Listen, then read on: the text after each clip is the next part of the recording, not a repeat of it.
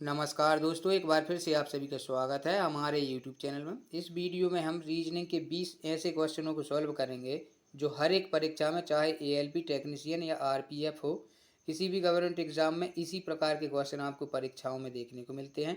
अब जैसे कि ये पहला क्वेश्चन है एनालॉजी का है, तो ऐसा कोई भी एग्जाम नहीं है जिसमें 1 से 2 क्वेश्चन एनालॉजी के पूछे नहीं जाते हैं। तो इस प्रकार से ये 20 क्वेश्चन पर आधारित ही आपको आपकी परीक्षाओं में पैटर्न देखने को मिलेगा। तो इन क्वेश्चनों को आपको ज़रूर देखना चाहिए और इनको हम किस तरीके से करते हैं वह भी आपको देखना चाहिए।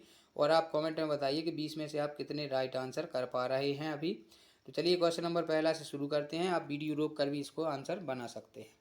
प्रश्नवाचक चिन्ह के स्थान पर कौन सी संख्या आएगी, इसमें हमें बताना है।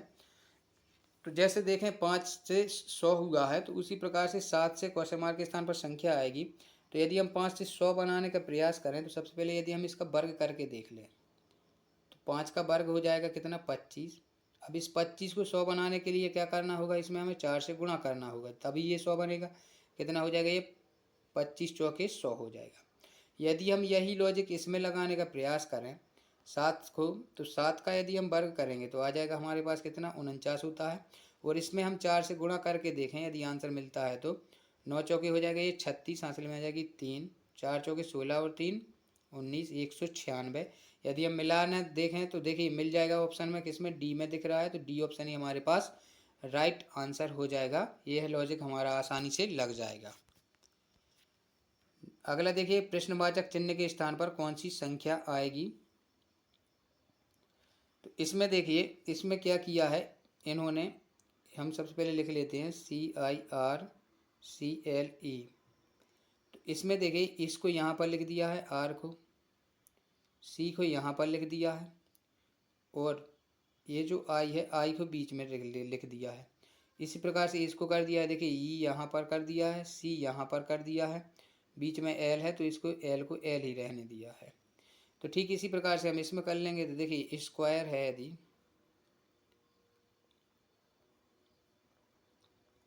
देखिए अक्षर वही के वही है, इसलिए हम ऐसा करने का प्रयास कर रहे हैं। तो इसको देखिए यहाँ पर करेंगे तो U आएगा, यहाँ पर करेंगे तो S आ जाएगा, और यहाँ पर Q आ जाएगा। इसको करेंगे तो ये E यहाँ पर आ जाएगा, ये लास्ट में चला जाएगा, और R की जगह, सॉरी यहाँ पर क्या आ जाएगा लास्ट में, A, और यहाँ पर R है तो R आ जाएगा। क्या हो जाएगा, UQS, देख लेंगे किस में है, UQS ERA, डी में है, तो डी ऑप्शन हमारा राइट आंसर हो जाएगा। क्वेश्चन नंबर तीसरा देखिए, विषम संख्या युग्म को चुनिए। देखिए विषम संख्या युग्म को चुनिए, इसमें हमें विषम संख्या युग्म को चुनना है। तो यदि हम देखें, देखिए 15 का और 46 का देखें तो 15 का यदि हम 3 में गुणा कर देंगे तो आ जाएगा कितना, 45, प्लस 1 जोड़ देंगे तो आ जाएगा 46। इसी प्रकार से इसमें देखें तो 12 तिया हो जाएगा ये 36, 3 का गुणा प्लस 1, 12 तिया 36, 36 में 1 जोड़ देंगे तो आ जाएगा 37। आगे देखें तो 9 तिया 27 हो जाएगा, प्लस 1 करेंगे तो आ जाएगा 28, जो कि लिखा हुआ है। इसी प्रकार इसमें होना था तो 8 तिया हो जाता है यहाँ पर कितना, 24, 24 में 1 जोड़ देते तो कितना आना था, 25, जबकि यहाँ पर कितना है, 33 है। तो इस प्रकार से डी ऑप्शन अलग हो जाएगा। प्रश्नवाचक चिन्ह के स्थान पर कौन सा शब्द आएगा, चौथा है जल गिलास है। उसी प्रकार से समाचार पत्र में देखना है। तो देखिए जिस प्रकार जल है जो गिलास में आता है, उसी प्रकार से समाचार पत्र किस में आते हैं, तो पत्र में आता है। समाचार पत्र किस में आता है, पत्र में। तो इस प्रकार से डी ऑप्शन है जो वो राइट आंसर हो जाएगा। अगर देखिए शब्द मीश्योर में कितने ऐसे अक्षर युग्म हैं जिनके बीच उतने ही अक्षर हैं जितने अंग्रेजी वर्णमाला में होते हैं। तो इसमें देखिए कितने हैं, तो कर लेंगे हम। इस प्रकार के क्वेश्चन को करने के लिए क्या करना होता है, इनकी हम सबसे पहले नंबरिंग डालते हैं। ये 13 पर आएगा, ये 5 पर है, ये 1 पर, फिर ये 19 पर, फिर ये 21 पर, फिर ये 18, और इसके बाद में है ये 5। तो यहाँ से हम गिनती बढ़ाते हैं। देखिए 13 के बाद 14, 15, 16, 17, 18, ये बन जाएगा। 5 के बाद 6, 7, 8, 9, 10, ये नहीं है। 1 के बाद 2, 3, 4, 5, 6, ये भी नहीं है। 3, 4, 5, 6, 5 के बाद देखें, यदि हम 19 के बाद देखें, 19 20 21 नहीं हो जाएगा। 5 के बाद देखें 6 7 8 9 10 11, इसमें नहीं है। 18 के बाद 19 20, इसमें भी नहीं होगा। यहाँ से देखिए, यहाँ से देखें यदि हम तो 2 3 4 5, ये बन जाएगा। इसके बाद और किसी में भी नहीं बनेगा क्योंकि अंतर ही नहीं दिख रहा है। 5 से बड़ा यहाँ पर है नहीं, 21 से बड़ा भी नहीं है, 18 से बड़ा 19 है, लेकिन ये बीच में अंतर है। इस प्रकार से कितने मिल रहे हैं? सिर्फ 2। कौन कौन से? 13 और 18, यानी कि M से R और 1 से 5, A से E, ये दोनों मिल रहे हैं। तो ऑप्शन सी है जो वो राइट हो जाएगा।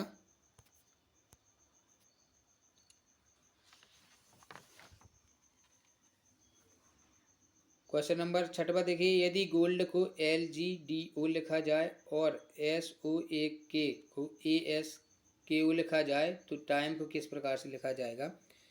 तो इसमें देखिए, इसमें क्या किया है, यदि हम इसको देखें, देखिए इसको यदि हम नंबर डालें तो ये 1 पर लिख लें, इसको 2 लिख लें, इसको 3 लिख लें, इसको 4 लिख लें। इससे क्या हुआ है, देखिए यहाँ पर देखिए, इसमें मतलब तीसरे वाले को पहले लिख दिया है। कैसा लिखा है? तीसरे वाले को पहले लिखा है, इसके बाद में पहला वाला है, इसके बाद में डी है, इसके बाद में ये दूसरा है। 31 42 कर दिया है। इसी प्रकार इसमें देख लीजिए, देखिए 3 पर पहले है, इसके बाद पहला है, इसके बाद चौथा है, इसके बाद में के है, दूसरा लास्ट में कर दिया है। तो इसी प्रकार से हम इसको कर लेंगे, तीसरे नंबर को पहले ले लेंगे M, इसके बाद पहला लेंगे तो T, इसके बाद में क्या लेंगे? चौथा E, और I है जो वो लास्ट में चला जाएगा। ये हो जाएगा हमारा 31 42। इसके अंक डालने के बाद देख मिला लेंगे कौन से ऑप्शन में है। देखिए MTEI बी में है, तो बी ऑप्शन राइट आंसर हो जाएगा। क्वेश्चन नंबर 7 देखिए, बिंदु एस से प्रारंभ करके सुरेश 15 मीटर दक्षिण में गया। देखिए यहाँ पर कोई मान लीजिए एस है, यहाँ से 15 मीटर गया, वह है दक्षिण में। उसके बाद में वह बाएं मुड़ा, तो बाएं इसका कहाँ पर होगा? पूर्व साइड में होगा, तो 40 मीटर जाए। इसके बाद में फिर वह अपनी ओर बाईं ओर मुड़ा, यहाँ से फिर बाईं ओर मुड़ा, तो इसका बायां होगा उत्तर साइड में, तो कितना? 15 चला। जहाँ से पुनः वह अपनी ओर बाईं ओर मुड़ कर गया, 60 मीटर चला और बिंदु टी पर पहुँचा। 15 मीटर चला, जहाँ से पुनः वह अपनी बाईं ओर मुड़ा, यहाँ से बाईं ओर मुड़ा 60 मीटर और ये बिंदु टी पर पहुँचा, ये है 60। अब हमें बताना क्या है, अब सुरेश बिंदु एस से कितनी दूर है? ये एस है, यहाँ से कितनी दूर है? तो देखिए 40 ये है, तो 40 ये हो जाएगी क्योंकि ये आयत बन जाएगा। 15 ये है तो 15 ये है, 40 ये है, 40 ये है। अब ये टोटल 60 थी, 40 ये हो जाएगी, तो 60 में से अपन 40 माइनस कर देंगे तो कितना आ जाएगा? ये 20 आ जाएगा। यानी एस टी से कितनी दूरी पर है? तो 20 मीटर की दूरी पर है। तो ऑप्शन बी है जो वो राइट हो जाएगा।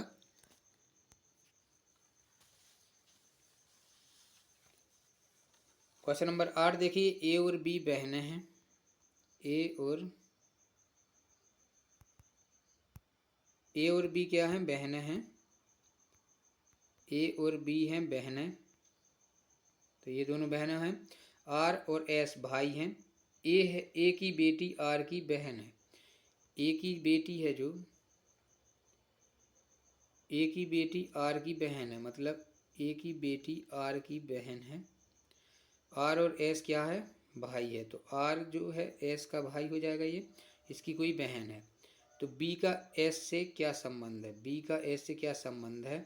तो इसमें देखिए, ये बी का एस से क्या संबंध है? एस है जो, बी को क्या बोलेगा? तो ये माता की बहन है, इसको क्या बोलेगा? मौसी। तो ऑप्शन डी है जो वो राइट हो जाएगा। ये भाई है, ये क्या है? इसका बहन का लड़का है, तो मौसी बोलेगा, तो ऑप्शन डी है जो वो राइट हो जाएगा। पी क्यू आर एस और टी में एस आर से बड़ा है। देखिए एस है जो आर से बड़ा है, यानी कि आर से ये एस बड़ा है, लेकिन टी जितना बड़ा नहीं है, तो टी एस से भी बड़ा होगा। क्यू है सिर्फ पी से बड़ा है। क्यू किस से बड़ा है? सिर्फ पी से, यानी कि यहाँ पर पी हो जाएगा, यहाँ पर हो जाएगा क्यू। देखिए क्यू है सिर्फ किससे बड़ा है? पी से, तो पी पीछे आ जाएगा। तो इसमें देखिए सभी बैठ जाएंगे। इसमें हमें बताना है सबसे छोटा कौन है, तो सबसे छोटा यहाँ पर कौन मिल रहा है, पी। तो ए ऑप्शन है जो वो राइट हो जाएगा। सबसे छोटा कौन है, पी, और सबसे बड़ा है एस। क्वेश्चन नंबर 10 देखिए, प्रश्नवाचक चिन्ह के स्थान पर कौन सी संख्या आएगी। तो इसमें देखिए यदि हम इसको ध्यानपूर्वक देखें, यहाँ पर ये टिक भी लगा हुआ है। देखिए 7 का दुगना कितना होता है, 14। 5 का दुगना कितना होता है, 10। 9 का दुगना कितना हो जाएगा, 18। इस प्रकार से सिर्फ दुगना ही करना है, तो 18 4 में है, तो 4 ऑप्शन राइट हो जाएगा। क्वेश्चन नंबर अगला देखिए, 11वां क्वेश्चन है। यदि हम इसमें सबसे पहले अंतर निकालने का प्रयास करें, तो इसमें यदि हम अंतर देखें तो 197 में से 148 यदि हम माइनस करेंगे तो आ जाएगा हमारे पास में कितना, 49 का अंतर, -49 है। इसमें से यदि हम इसको घटाएंगे तो 6 में से 2 जाएगा 36, ये है -36 का अंतर। इसमें देखेंगे यदि हम तो 12 में से 7 जाएगा तो 5 बचेगा, ये बचेगा 2। 25 का है, -25 किया है। इसमें यदि हम देखें तो ये 6 और 1 16 का है। इसमें यदि हम देखें तो इसमें देखिए 8 और 1 9, 9 का अंतर है। तो इसमें हम देखिए क्या कर सकते हैं, ये 7 का वर्ग है, ये 6 का है, ये 5 का वर्ग होता है, ये कितने का होता है, ये 4 का होता है, ये होता है 3 का। तो अब कितने का अंतर होना चाहिए यहाँ पर, 2 के वर्ग का। 2 का वर्ग हो जाएगा कितना, 4। तो 4 का अंतर होना चाहिए यहाँ पर। और 62 में से यदि हम 4 माइनस करेंगे तो आएगा 58, जो कि ऑप्शन नंबर किस में है, ए में है। तो ए ऑप्शन ही हमारा राइट हो जाएगा। क्वेश्चन नंबर 12 देखिए, यदि प्लस का अर्थ है गुणा, माइनस का अर्थ है डिवाइड और डिवाइड का अर्थ है प्लस और गुणा का अर्थ है माइनस, तो दिए हुए समीकरण का मान ज्ञात कीजिए। इसमें देखिए माइनस को क्या बोला गया है, डिवाइड। तो सबसे पहले हम माइनस को डिवाइड कर में बदल लेंगे। आगे डिवाइड को क्या बोला है, प्लस बोला है, तो डिवाइड को प्लस बोला है तो प्लस करेंगे। इसके बाद में प्लस है तो प्लस को बोला है गुणा, तो इसको हम गुणा कर देंगे। इसके बाद में क्या है, गुणा को माइनस बोला है तो इसको माइनस कर। अब यदि हम इसको सॉल्व करेंगे तो देखिए ये 2 से काट देंगे, कितना हो जाएगा, ये 4/10। और यदि हम इसको पॉइंट में लगाएंगे तो ये आ जाएगा 0.4।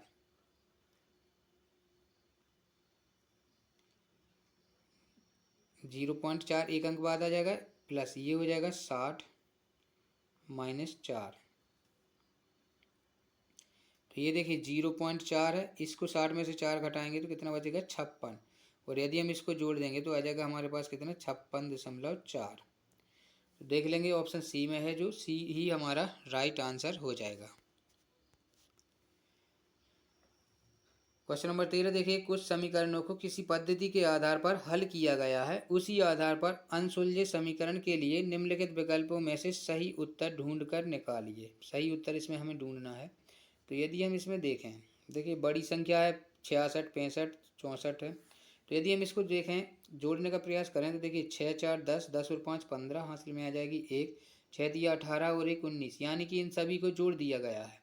ठीक इसी प्रकार से इसको देखें तो 5 और 4 9, 9 और 3 12, हासिल में आ जाएगी 1। 5 दिया 15 और 1 16।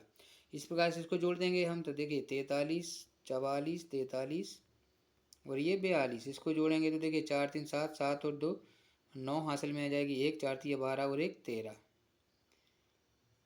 9 हासिल में थोड़ी आएगी, इसमें 4 तिया 12 और 1 थोड़ी हासिल की नहीं आएगी, 4 तिया 12 ही रहेगा, यानी कि 129 है, जो वो ऑप्शन सी में है। सी ऑप्शन ही हमारा राइट आंसर हो जाएगा। देखिए ये देखने में लगते हैं हमें बड़े लेते हैं, लेकिन इनको शॉर्ट तरीका होता है करने का। ज़्यादा उसमें यदि हम डीप में जाते हैं तो फंस जाते हैं और आंसर भी नहीं निकाल पाते हैं। क्वेश्चन नंबर 14 देखिए, नीचे दिए गए आरेख पर आधारित है। दिए गए आरेख में आयत से प्रबंधकों को, त्रिभुज से स्त्रियों को तथा वृत्त से गायकों को निरूपित किया गया है। वह आरेख का ध्यान से अध्ययन करके इन पर आधारित प्रश्नों का उत्तर दीजिए। ऐसे स्त्रियों की संख्या कितनी है जो कि प्रबंधक और गायक दोनों हैं। देखिए प्रबंधक के लिए क्या है, आयत है, यानी कि हमें आयत में भी होना चाहिए। और क्या है, गायक स्त्रियाँ भी होनी चाहिए, स्त्रियाँ त्रिभुज में भी होनी चाहिए, यानी कि ये सभी में होना चाहिए। देखिए त्रिभुज में स्त्रियाँ हो जाएंगी, गायक और प्रबंधक के लिए, यानी कि सभी में क्या है कॉमन 4। तो ऑप्शन नंबर डी में हो जाएगा 4, यहाँ पर सी रहेगा। तो ऑप्शन डी है जो वो राइट हो जाएगा। तीनों में क्या है 4 ही है, तो 4 हो जाएगा। नीचे दिए गए वेन आरेख में से कौन सा वेन आरेख नीचे दिए गए 3 वर्गों के बीच के संबंध को निरूपित करता है? लोहा, सीसा और नाइट्रोजन। तो इसमें देखिए कौन सा हो जाएगा, इसमें लोहा, सीसा और नाइट्रोजन। तो लोहा देखिए, लोहे में और शीशे में कोई भी फर्क नहीं है, ये दोनों अलग अलग चीज़ है, और नाइट्रोजन भी अलग है। तो इसमें क्या बनेगा, अलग ही अलग बनेगा, यानी कि 5वां ये वाला है जो वो राइट हो जाएगा। क्वेश्चन नंबर अगला देखिए, श्याम को याद है कि उसके भाई का जन्मदिन इस महीने की 18 तारीख के बाद और 25 तारीख से पहले है। तो इसमें हम लिख लेंगे, देखिए श्याम को क्या याद है 18 के बाद, यानी कि 19 को हो सकता है, 20 को हो सकता है, 21 को हो सकता है, 22 को हो सकता है, 23 को हो सकता है और 24 को हो सकता है। लेकिन 25 से पहले है तो 25 को नहीं हो सकता है। श्याम की माँ को याद क्या है, श्याम की माँ को क्या याद है कि 23 तारीख के बाद में और 26 से पहले है। देखिए 23 के बाद में यानी कि 24 को है, 25 को है। तो इन दोनों में हम कॉमन देख लेते हैं, इन दोनों में कॉमन क्या है। इन दोनों में यदि हम कॉमन देखें तो देखिए 24 इसमें भी है और 24 इसमें भी है। तो श्याम के भाई का जन्मदिन किस तारीख को होना चाहिए, 24 को। दोनों में जो कॉमन होता है वही उत्तर होता है, कितने को है, यानी कि वो 24 तारीख को, यानी कि ए ऑप्शन राइट हो जाएगा। क्वेश्चन नंबर 17 देखिए, एक मनुष्य में हमेशा होता है, तो एक मनुष्य में हमेशा क्या होता है, पाँव, आँख, हाथ या फिर हृदय। तो इसमें राइट आंसर हो जाएगा डी। क्या होता है, हृदय रहेगा मनुष्य में हमेशा। वो बात अलग है, मरने के बाद हृदय सभी होते हैं, लेकिन हाथ टूट सकता है, लेकिन हृदय जो है वो उसके बिना मनुष्य जीवित ही नहीं रह सकता है। अगला देखिए 18 है, कथन प्रदूषण कम करने के लिए सरकार ने शहर की फैक्ट्रियों को तत्काल प्रभाव से पुनर्स्थापित करने का निर्णय लिया है। शहर में प्रदूषण सिर्फ वहाँ मौजूद फैक्ट्रियों से ही पैदा होता है, तो ये तो गलत हो जाएगा, क्योंकि प्रदूषण वहाँ पर देखिए वाहनों से भी होता है और भी पन्नी पॉलीथीन से भी होता है, तो ये गलत हो जाएगा, ये अवधारणा मान्य नहीं होगी। हो सकता है लोग पुनर्स्थापित फैक्ट्रियों तक रोजाना यात्रा कर लें, तो ये भी गलत हो जाएगा। देखिए पुनर्स्थापित लोग यात्रा क्यों करेंगे वहाँ पर, जब वह पुनर्स्थापित होगी तो यहाँ की यात्रा थोड़ी ना होगी। इस प्रकार से ना तो पहली अवधारणा ना ही दूसरी, देख लेंगे किस में है, तो डी ऑप्शन में है, तो डी ऑप्शन ही है जो वो राइट आंसर हो जाएगा। 19 देखिए, आने वाले दिनों में से विकासशील देशों की संख्या में वृद्धि के साथ साथ स्रोतों में निरंतर कमी का दृश्य उपस्थित होने वाला है। निष्कर्ष क्या है, भविष्य में विकासशील देशों की जनसंख्या में वृद्धि जारी नहीं है रहेगी। भविष्य में विकासशील देशों की संख्या में वृद्धि जारी नहीं रहेगी, तो ये तो गलत हो जाएगा, क्योंकि वृद्धि जारी रहेगी ये गलत है। दूसरे देखें, विकासशील देशों की सरकार को अपने लोगों के लिए उनके जीवन को सुचारू करना कठिन होगा। विकासशील देश की सरकार को अपने लोगों के लिए उनके जीवन को सुचारू करना कठिन होगा। देखिए इसमें क्या हो जाएगा, सिर्फ दूसरी अवधारणा हो जाएगी, ये मान्य हो जाएगी। देखिए वृद्धि के साथ स्रोतों में निरंतर कमी का दृश्य का उपस्थित होना है, कमी हो रही है तो उसमें सुचारू करने में थोड़ी कठिनाई होगी। इस प्रकार से कौन सी अवधारणा होगी, दूसरी। सभी कुर्सियां सोफे हैं, कथन निष्कर्ष का ही है ये भी। तो देखिए सभी जो कुर्सियां हैं, कुर्सी के लिए हम सी ले लेंगे, क्या है, सोफे हैं, तो ये सोफे हो जाएंगे, सोफे के लिए एस ले लेंगे। सभी सोफे किताबें हैं, तो सभी जो सोफे हैं वो क्या हैं, किताबें के ले लेंगे। सभी किताबें क्या हैं, नेट हैं, तो सभी जो किताबें हैं वो क्या हैं, नेट ले लेंगे। इसके बाद सभी नेट बगीचे हैं, तो ये तो अंदर ही अंदर है, बगीचे के लिए बी ले लेंगे। देखिए यहाँ से यदि हम जाते हैं तो कुछ में आता है, और अंदर से यदि हम बाहर आते हैं तो सभी में आता है। अब देख लेंगे, देखिए कुछ नेट सोफे हैं, तो कुछ जो नेट हैं वो सोफे हैं, तो कुछ देखिए बाहर से अंदर जा रहे हैं तो कुछ में आएगा, तो पहला अनुसरण हो जाएगा। कुछ बगीचे किताबें हैं, तो कुछ बगीचे किताबें बाहर से अंदर जा रहे हैं, तो ये भी हो जाएगा बगीचे। कुछ नेट कुर्सियाँ हैं, तो देखिए नेट कहाँ पर है, ये है, और कुर्सी उसके भीतर है, तो ये भी बाहर से अंदर जा रहे हैं, तो ये भी कुछ में है, तो ये भी सही है। सभी किताबें बगीचे हैं, तो सभी जो किताबें हैं जो बगीचे हैं, देखिए ये अंदर से बाहर आ रहे हैं, तो ये सभी में आते हैं। मतलब चारों निष्कर्ष अनुसरण करेंगे तो कौन से ऑप्शन में है, ये डी में है, तो डी ऑप्शन ही है जो वो राइट हो जाएगा। चारों ऑप्शन अनुसरण कर जाएंगे। दोस्तों यदि आप चैनल पर नए हैं तो चैनल को सब्सक्राइब कर सकते हैं। वीडियो पूरा देखने के लिए धन्यवाद।